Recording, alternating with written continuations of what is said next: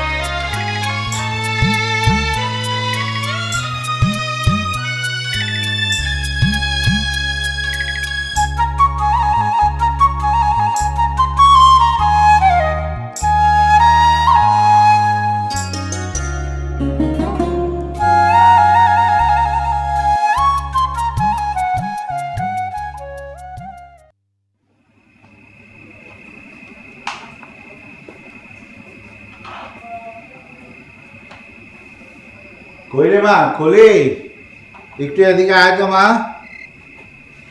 বাবা তুমি এসেছো? জানো আজ ডাক্তার বাবু এসেছিলেন। কেন? মার ব্লাড প্রেশারটা না হঠাৎ করে কমে গেছে। ডাক্তার বাবু বললেন মাকে বেশি করে বিশ্রাম নিতে আর ভালো ভালো সব খাবার খাওয়াতে। দাঁড়া মা, দাঁড়া। অবশ্যই আজ ভীষণ ভালো হয়েছে, আমাকে একটু বিশ্রাম দিতে। বলি তুই যা তো, মামা বাবুকে আগে চাটা খেতে দিই, যা।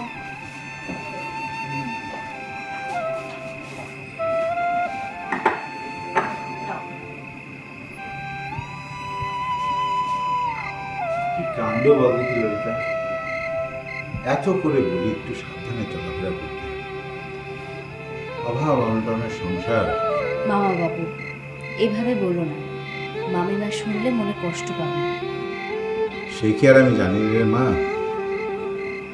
কিন্তু চারদিকে ধার দেনা, তারপরও সব ঠিক হয়ে যাবে, তুমি কোনো চিন্তা করো না। চিন্তা কি আর আমি সাথে করি রে মা? তুই তো বড় হয়েছিস, তোরও তো একটা ব্যবস্থা করতে হবে। মামা বাবু আমার তো উচিত তোর মতো মেয়েকে একটা রাজার ঘরে তুলে দেয়। কি ব্যাপার কাকা বাবু, ললিতাকে রাজার ঘরে পাঠানো হচ্ছে আর আমি সেই বিষয়ে কিছুই জানি না? থাক বাবা, বেঁচে থাক, বস। ললিতার বিয়ের বিষয়ে কথা হচ্ছিল বুঝি? তোমাকে আর কি বলবো বাবা, মেজ মেয়েটার বিয়ে দিতে গিয়ে তো এই বাড়িটাই তোমার বাবার কাছে বন্ধ করে। ও কাকা বাবু আপনি? না, আমি সে নিয়ে একেবারে ভাবছি না।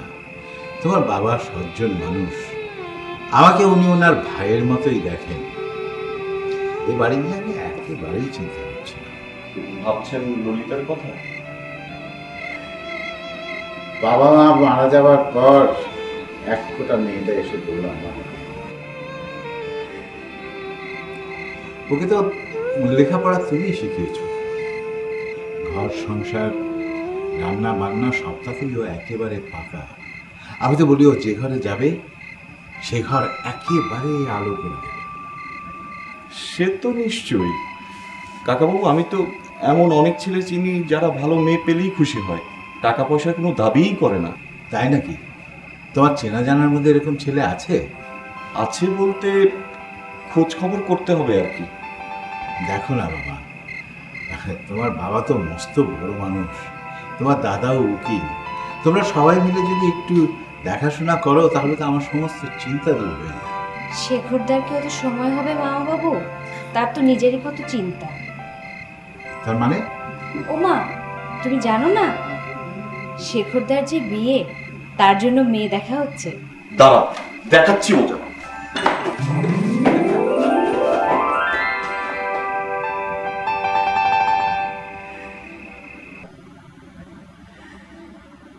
পাকা কথাটা তাহলে দিয়েই দিই।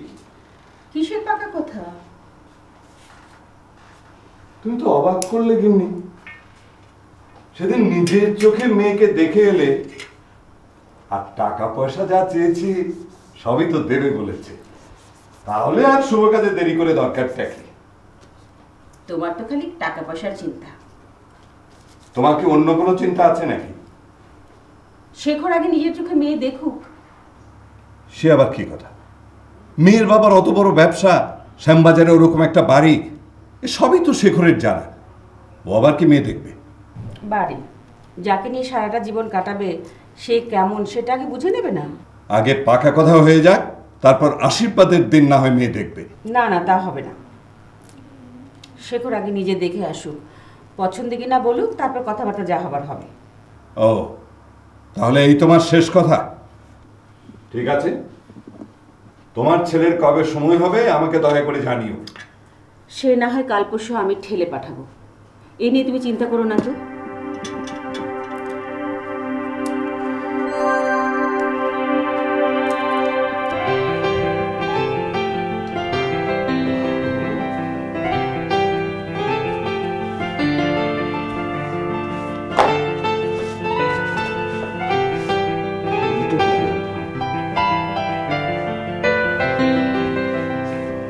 এই যে ললিতা, এতক্ষণে বুঝি তোমার আসার সময় হলো?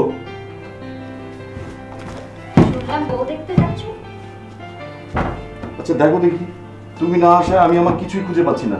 আচ্ছা আমি আমার ঘড়িটা কোথায় রাখলাম বলো তো?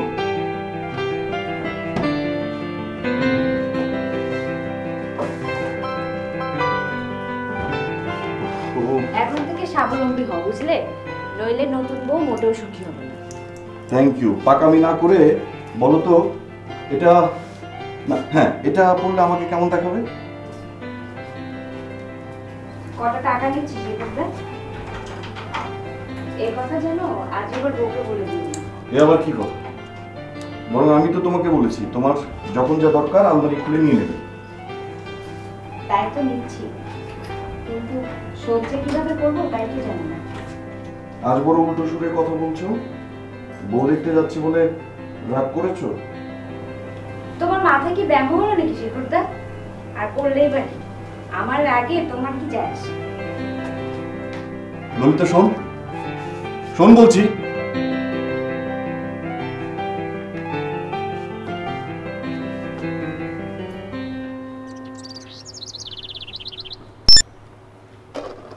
কিরে, ঠিক মতো হচ্ছে তো? ঠিক মতোই তো পাচ্ছি। একটু জলের মধ্যে রাখতি।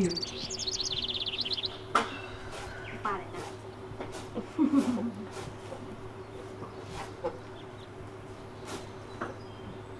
কই গো, আমার মা কই? ভিক্ষে দাও গো। এই তোমার ছেলে এসেছে গো ললিতা দি।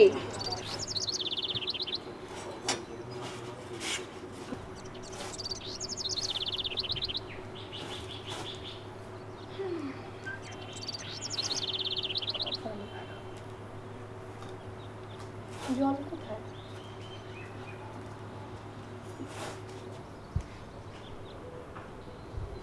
রাজরানী হো মা, রাজরানী হো, রাজরানী হো।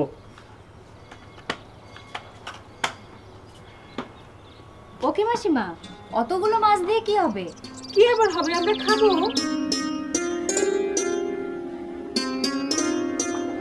ওরে, মাছগুলো ওখানে রাখ। দুর্গা, তোমার শরীর দুর্বল, তাই ভাবলাম মাছ দুটো নিয়ে আসি। তুমি যেন আবার কিছু মনে করো না ভাই। মনে আর কি করব দিদি, তুমি তো এই পুরো পরিবারটার দায়িত্ব নিজের কাঁধে নিয়ে নিয়েছো। ওইসব কথা থাক। শোনো, আজ কিন্তু আমি এখানে খেয়ে যাব। সে কি, তুমি খেয়ে যাবে তো রাখবে কে?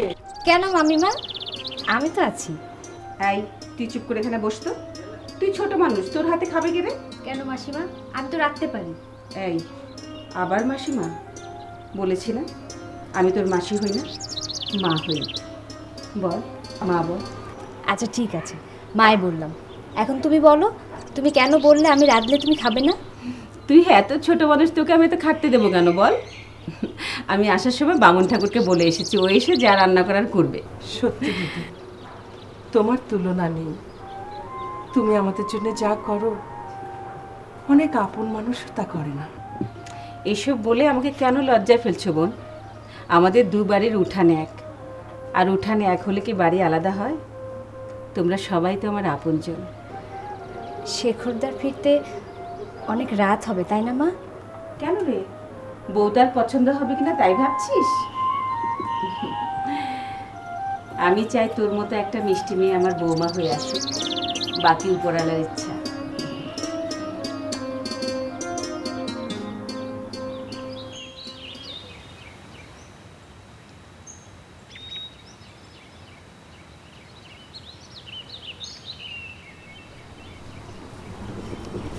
আপনি নদী ভালোবাসেন?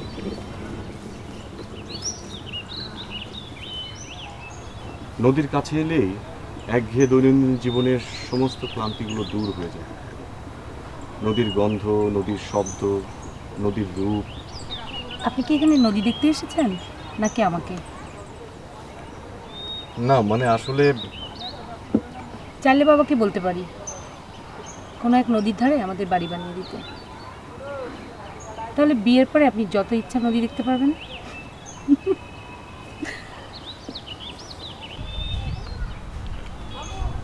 নদী কি কেনা যায় বিশাখা?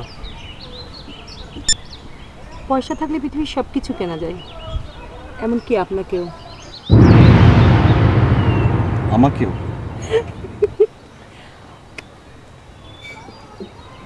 হ্যাঁ, আমার জন্য বাবা তো আপনাকে কিনে নিয়েছে। তার মানে?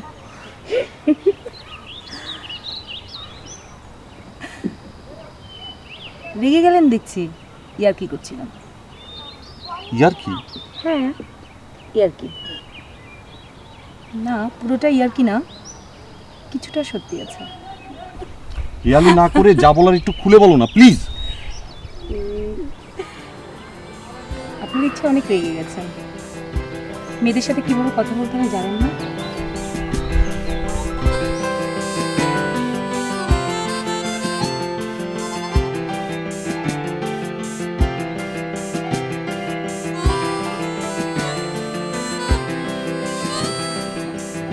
এবার আপনার কথা বলুন। আমার কথা?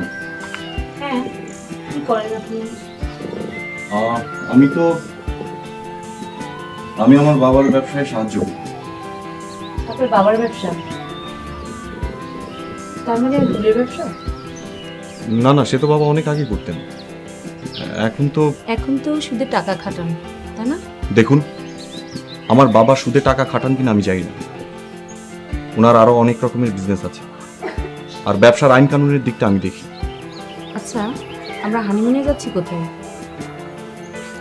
এখন তো ফ্যাশন হয়ে গেছে সুইজারল্যান্ড যাওয়ার। আমি কিন্তু বাবা প্যারিসেই যাব। আমার তো মনে হয় দেশেই অনেক ভালো জায়গা আছে। এই না হলে গুড়ের ব্যবসা? কি আশ্চর্য, এসব জেনে আমি কি করব? আপনাকে তো জানতে হবে। আরও একটা ব্যাপার জেনে রাখুন, পার্টিতে আমি হীরা ছাড়া কিছুই পড়ি না। বিয়ের পরে আমাকে সামলাতে পারবেন তো? এত কি ভাবছেন? না, ওই যে তখন বললেন না আমাকে কিনে নেবার কথা। কি অদ্ভুত ব্যাপার, আপনি এখনো এটা নিয়ে ভাবছেন? না না, বলেন না প্লিজ। আচ্ছা, আপনার বাবা আমার বাবার কাছ থেকে কত টাকা নেবেন সেটা কি আমি জানি? নগদ? হ্যাঁ, নগদ, যাকে বলে পণ। কত টাকা নেবেন সেটা কি আমি জানি? নগদ? হ্যাঁ, নগদ, যাকে বলে পণ।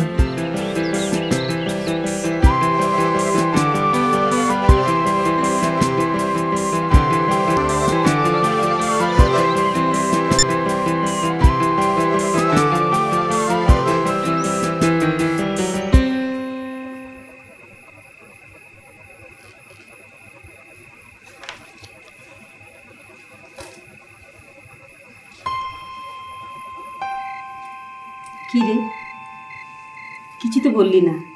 কি বলবো? মেয়ে কেমন দেখলি? মন্দ কি? এ আবার কেমন কথা? মেয়ের চেহারা, রং, স্বভাব চরিত্র কেমন তা বলবি না? আমি তো সমালোচক নই মা, এত কথা বলবো কি করে? ও কি কথা? তা মেয়ে লেখাপড়া করেছে তো?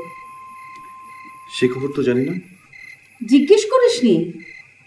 না তো। ও বুঝলাম। ললিতা,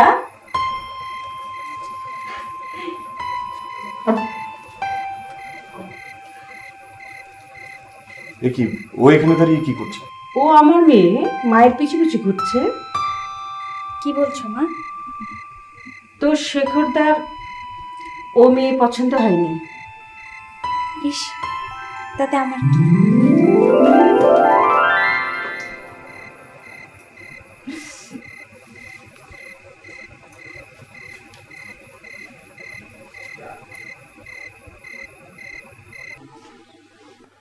আমার ডেকেছেন বাবা? হ্যাঁ, তোমার ভাইয়ের কীর্তি শুনেছো তো? মেয়ে নাকি তার পছন্দ হয়। হ্যাঁ, তাই তো শুনলাম। এতগুলো টাকা হাতছাড়া হয়ে গেল। টাকার জন্য ভাবনা কি বাবা? মেয়ে পছন্দ হলে টাকা তো সেখান থেকে পাওয়া যেতে পারে। তার কি কোনো ভরসা আছে?